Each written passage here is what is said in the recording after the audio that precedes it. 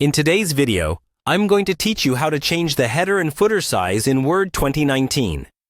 First, open the document where you want to adjust the header or footer. Click anywhere near the top of the page, right in the white space above your main text. When you do this, Word will activate the header area and open the header and footer tools. You'll know you're in the right place when the rest of the document looks slightly faded and a new Design tab appears at the top of the window. Now that the header area is active, look towards the top of the screen for the Design tab under Header and Footer Tools.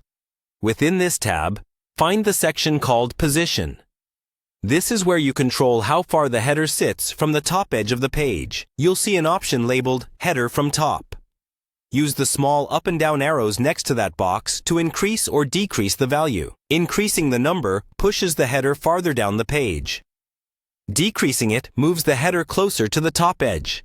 Take a moment to click once or twice and watch how the header shifts so you get a feel for what looks right.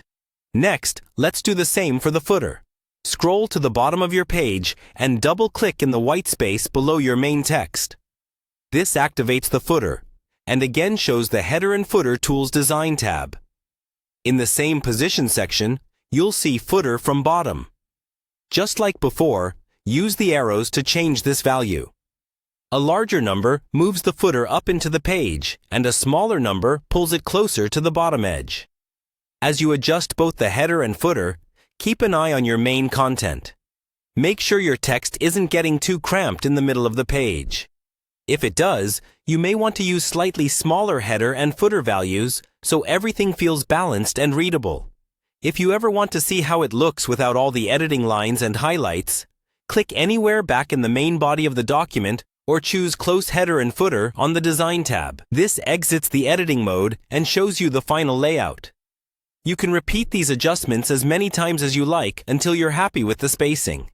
Once it looks good, save your document so you don't lose your changes. And that's all there is to changing the header and footer size in Word 2019.